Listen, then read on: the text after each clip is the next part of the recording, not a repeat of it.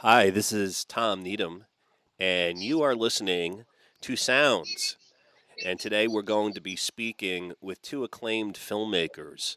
We're going to be speaking with Arun Bhattarai from Bhutan and Dorottya Zurbó from Hungary. They're a dynamic documentary filmmaking team with a unique global perspective.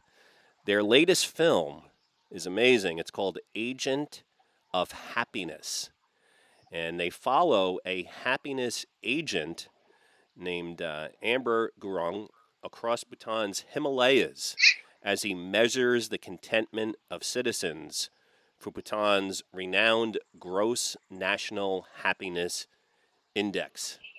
I'd like to thank the two of you for coming on the Sounds podcast here. Thank you for Thank the you. invitation. Thank you very much for having us on the show. Yeah, thank you again. I really enjoyed this movie. It's so interesting, and I was wondering maybe if we could just start off. The two of you have a very unique filmmaking relationship, and I was wondering if you could share with our audience how the two of you came together. Yeah, Well, sure. yes. Me and Dori, we actually met about 11 years ago when we were actually studying in a unique documentary master's program in Europe, where we were 22 people from all over the world traveling in universities in Portugal, Belgium, and Hungary. So that's when Dorothea and me we met, and that's when we actually realized that we are such a great team together, and we started working together. And then after our graduation, we decided to work on our first feature-length documentary together. It's called The Next Guardian, which is also set in Bhutan. And then the seeds of that collaboration led to this film. And how would you describe the fact that you came from two different places? How has that contributed to your work? Mhm. Uh, Thank you for the question. Um, so actually, because Arun and me, we know each other for such a long time, and somehow because we studied together in this very unique program called Doc Nomads, uh, somehow we really developed a really good working relationship, and we grew as directors together, watching similar films, having common references. So usually we when we are on the field and working together, we can really understand each other without words. But uh, but because we are coming from two different cultures, I think it always strengthened our creativity and somehow created a more complex vision how we see subjects and themes and the reality. And I think it also somehow influences us in a way that we are more reflective whenever we talk about the human condition, or in a filming situation, or when we are developing a concept. I want to get into some of the ideas in the film, but before we do, can you share a little bit about what it's like to direct together? Historically, a director was one person, and I'm noticing that more and more um, films are featuring two directors. It's not quite as unusual anymore, but it is challenging, I think, for two people to be at that top position. Can you explain how the two of you do that? Hmm. Yes, I think two of us really benefit from each other's cultural backgrounds because Dori, she grew up in Hungary and I grew up in Bhutan, and then Dori sees things that I would never see in Bhutan because it's so much familiar to me, the place. So also, generally speaking, like documentary filmmaking, it's such a lonely profession that it's very hard to do everything alone, and sometimes you need the other person's strength and also the other person's different perspective to look at the bigger picture.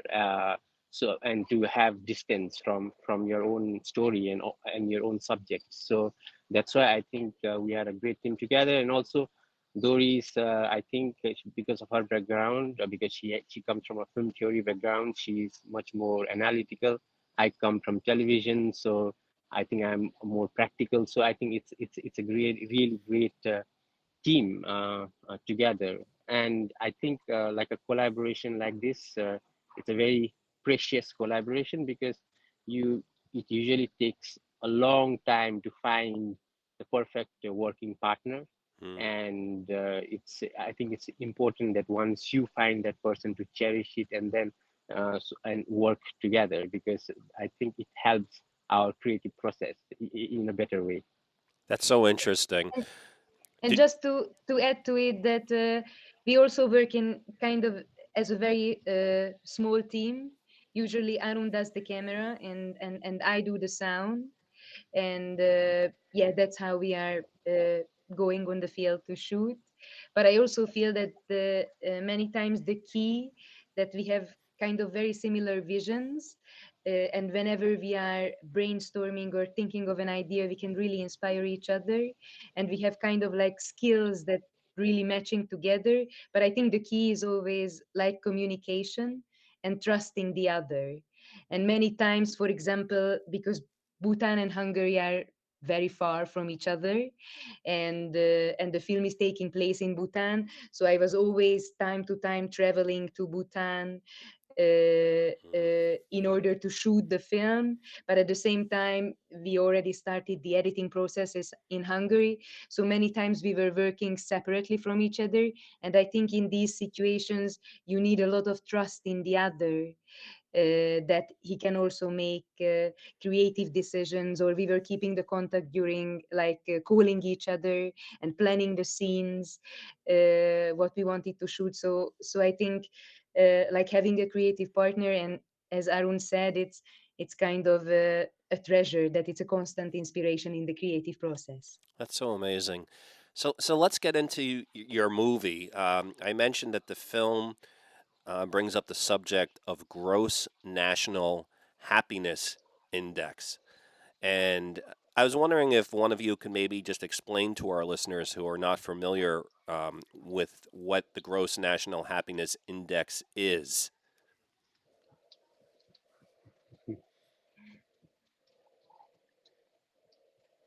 Uh, yeah, so basically the gross national happiness index itself, it's just a number actually, which comes from like a mass survey that happens within the country. The survey itself, it takes for place for a year, and then it's based on like several questions, like subjective as well as objective kind of questions, which are all based on like 9 domains, like psychological well-being, health, time use, cultural preservation, environment preservation, etc. And this index basically is used to determine the happiness of the country. Once they take the study and they come up with the numbers, are changes made in policy in the country? Like, are things adjusted to increase happiness? Yes, basically the gross national happiness philosophy, it's kind of a development strategy for the country, in order to make like economic decisions. And it's known by its 4 pillars, which is sustainability, and usage of alternative energy, protecting the nature, good governance, and protecting culture.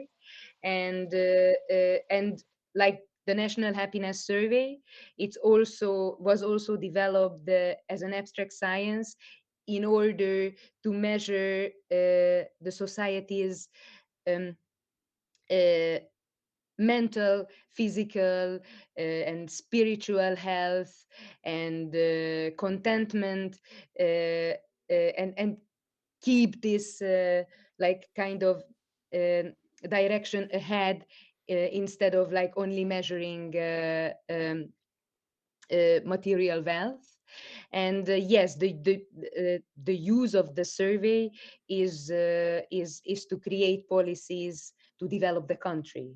So and gross national happiness became very well known in Bhutan, as a country that trying to find an alternative way to develop its society, and not only with economical means. We mentioned the countries where the two of you are from. How does Bhutan and Hungary compare in terms of happiness?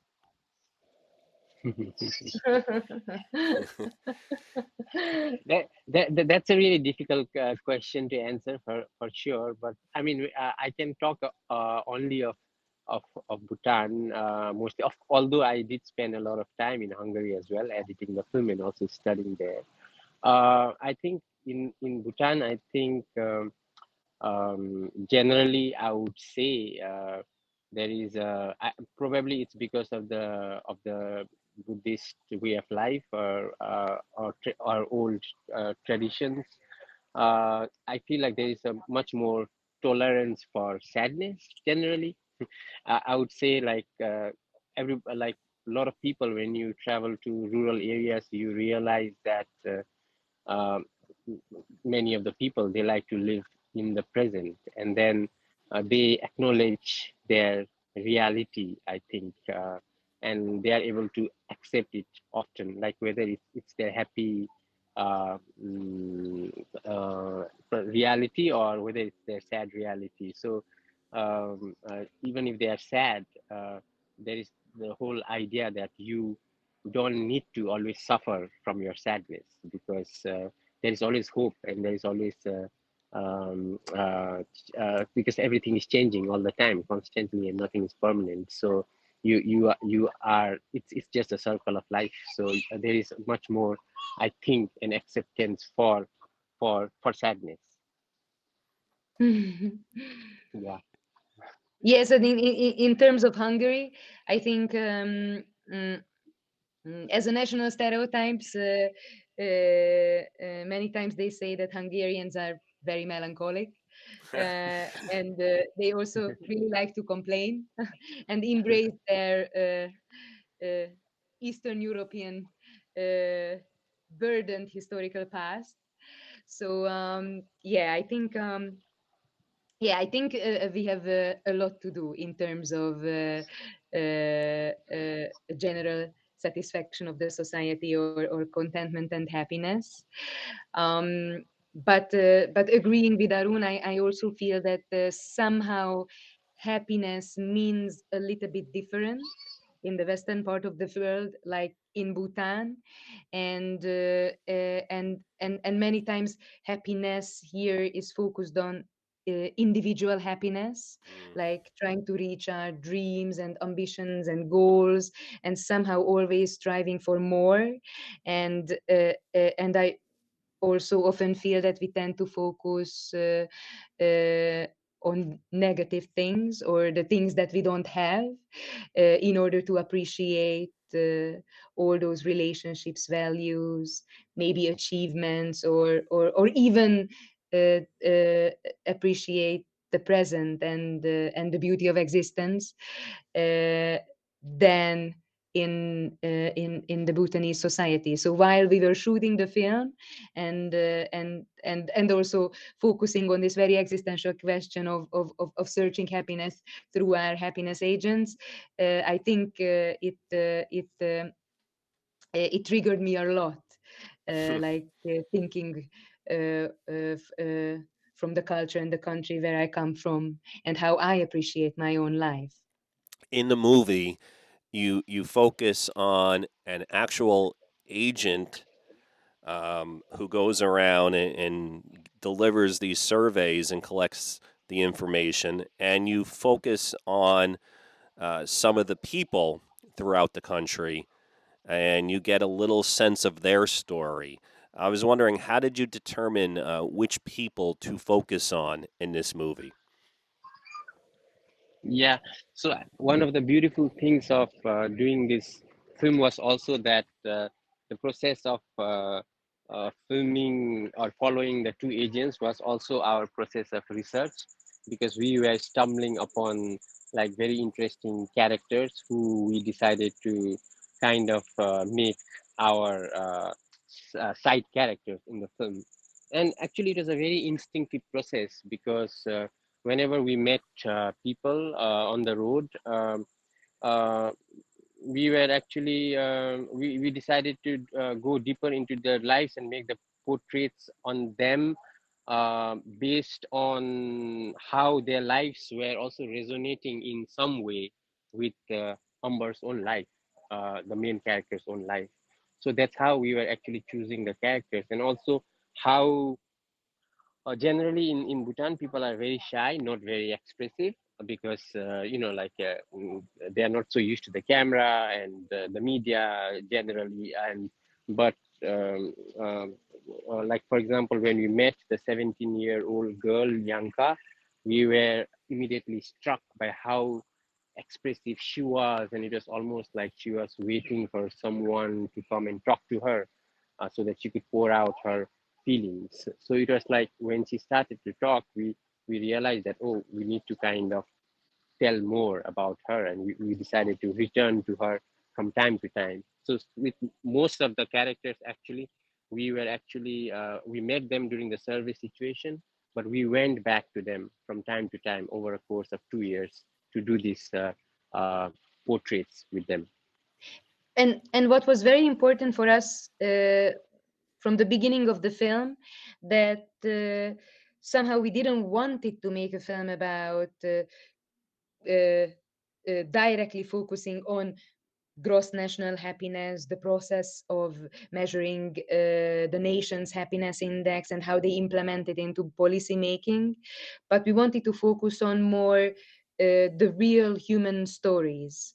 And that's why somehow the national survey that happens every 5 years, it was kind of an excuse for us to follow these agents and through them to step into the life of everyday people and encounter their life stories, their feelings, their desires, and and somehow kind of this concept gave us the access and the beauty to all these human emotions.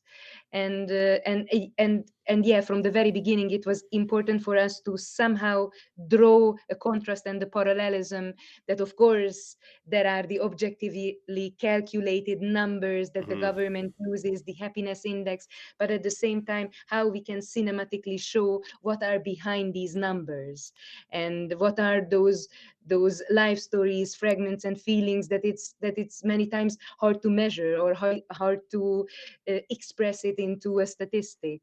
So that's somehow this gave us kind of like a conceptual lead how to navigate into all these stories. Yeah, I loved how you would get to know certain people and you would get to learn some of the parts of what's going on in their life. And then you would pop up on the screen some of their scores.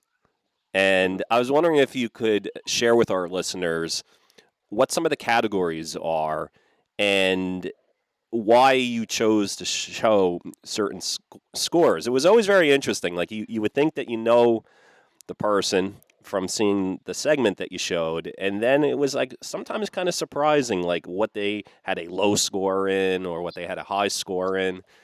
It was fascinating. Yes, this is a very long survey, more than like 140 questions, and it measures 9 aspects of life, from like psychological well-being to time use, mental and physical health, education, material wealth, like Environment. environment, appreciation of the government. So it's like it's a very extensive survey. It's kind of a holistic approach of measuring the contentment of the people. And actually, we took our creative freedom to choose which questions we are going to use also in the edit itself, and also like as a device when we are showing the happiness index of the people. um, but what was important for us that uh, somehow when we were in this situation of shooting the happiness survey, somehow we were trying to focus on more of the emotional questions, or those questions that somehow are related to the life story of the person who is giving the interview. And obviously, because it's a very long questionnaire, it like takes 3-4 hours to record, to conduct this survey. So we had to use our creative tools to give an essence of these surveys related to the personal stories. Wow. Are there any categories through your making of this film, as you kind of studied the questionnaire and the way that people answer the survey? Are there any things in particular where if somebody receives a low score, even if they are scoring higher in other categories, are there certain things that, like, if you score low in this category, that's going to just knock down your whole overall happiness? So yeah, basically, like there are these 9 domains of happiness, and then if you are considered to be happy on 6 of the domains, you are generally considered as happy. And I think it also comes from the whole Buddhist idea that as long as you don't suffer from your sadness, you are happy. So yeah, so basically the threshold for happiness is less, in the sense that if you are um, basically if, yeah one of the things is that to be born as a human being itself is in some way it's a privilege to. So just living is also some form of happiness in Buddhism. So I think, yeah, that way, yeah, that's how it is. That's how the questions are made. Like if you are happy in 6 of the domains, you are considered as happy. And actually, but we are not uh, uh, GNH survey experts. um, but and the calculation, as you could see in the film, it's a quite complicated process with a Mm. quite complicated formula that they will develop with Oxford scientists. But yeah, but somehow like from the results of the survey, they consider the people in 4 categories, like deeply happy, extensively happy, relatively happy, and not yet happy. And the task of the government is that with the development policies, to make the not yet happy people, somehow to make them more happy or increase their life quality. There's so many topics that are brought up, but I was wondering about two. What was your impression in spending time with these people in terms of the importance of relationships? Like whether one Hmm. is in a relationship, whether it be a personal relationship or family relationships, friendships, and also the desire to have certain material objects in life or a certain amount of wealth. What did you learn about those things? Yeah, I mean, for sure, I think one of the most important things we learned is how community is so important. I mean, how like everybody, it's like how all of us are interconnected in different ways, and how everybody needs someone. Uh, so that's why in our film also all the characters actually, while kind of living in adversity, they are finding con contentment by caring for the other. Like the Amber, the main character, is caring for his mother. Yanka is taking care of her sister. Like the three wives, they found happiness in each other by taking care of themselves. So yeah, we that was one of the things. In many ways, it's also for us a reminder of this basic thing that we often forget, because we are after our goals. We live in a bit of an individualistic kind of society, and for me as well, like I grew up in a rural setting, like many of our characters in the film. And for me as well, through the characters, it was a reminder of of happiness, or certain things or small things Mm. that used to make me happy, like especially like family, especially your immediate neighbors, and how compassion is so important now, I think, in this day and age. Yeah. Compassion for your neighbors in a little scale, and maybe compassion for your neighbors when it comes to like big countries, how compassion is important. Like so I think your individual happiness is also in so many ways dependent on community happiness.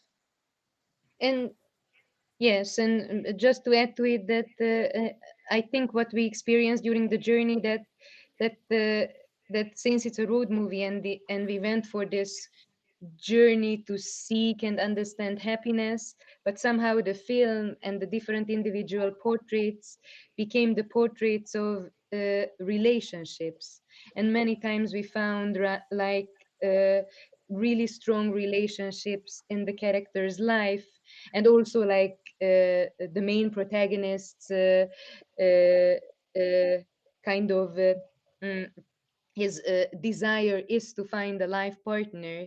So somehow I think me and Arun throughout the shooting were really touched by all these relationships and connections between people, and how like parent and children are taking care of each other, how a mother accepts her transgender daughter with unconditionally. So I think like, yeah, it was really important for us to portray the people in this aspect.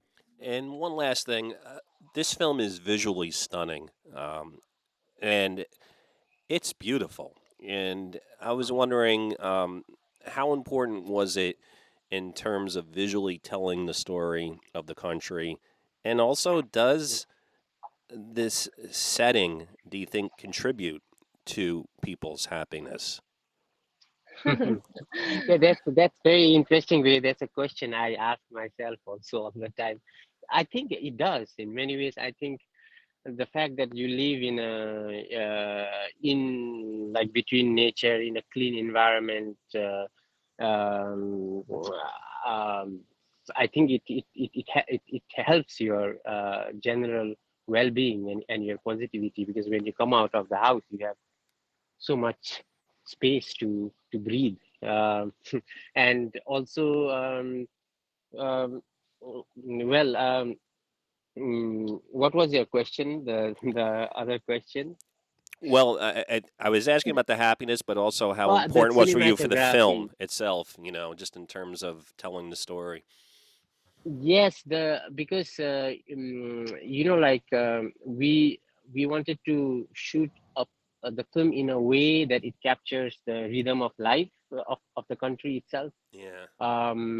Yeah, because people have a slow rhythm, and we wanted to kind of have stable shots, stay like with the characters, trying to capture the rhythm of the life. And also in many ways the survey situations itself, they are almost like catalogs of the survey, like the actual, like it's like the people are part of the survey itself. So that's why we also have this really wide shots when we have the survey itself, because people are almost like they became part of the survey itself. That's why we decided also to have this frames where people are looking into the camera and we show the index, because they become like a part of the survey.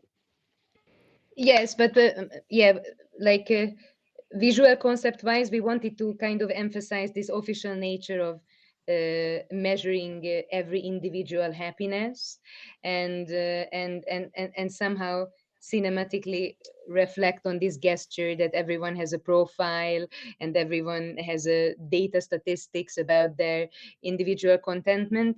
But at the same time, we also wanted to contrast this more um, this more symmetric and sometimes ironic approach with more poetic images when we step into the life of the people. Mm, But also what was important for us that to play a little bit with the beauty of the nature, because many times people in the film are reflecting on the situation that this, for example, Yanka, the teenage girl, she says one of the most beautiful line in the film, that how come that such a sad soul like her was born in this happy country, like surrounding with this beauty of nature, but at mm. the same time she still feels the sorrow and the pain and the loss. And I thought that this is somehow kind of a nice comparison when you reflect on your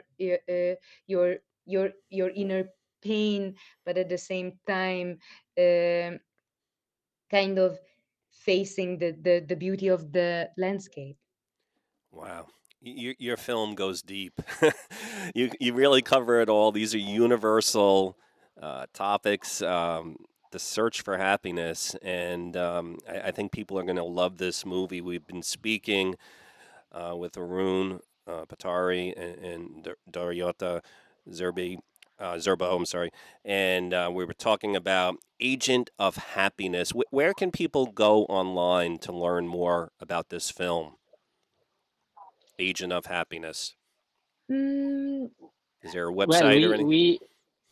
we are now going to have the cinema release of our film from the 1st of November. It's opening in at Quiet Cinema in New York. There, but I think people can follow more about the film in the website of our distributor, Film Movement. Right. I think they can read more about there, definitely, and they could follow our Facebook page as well. And there are now new reviews coming out of the film, so I think on the web, I think that you can kind of learn more about the film. The two of you did a great job. I want to thank you so much for coming on the program, and I want to highly recommend to all of our listeners check out Agent of Happiness. Thank you so much. Thank you so much. thank you Thank so much. you. Thank you. Bye bye. Goodbye.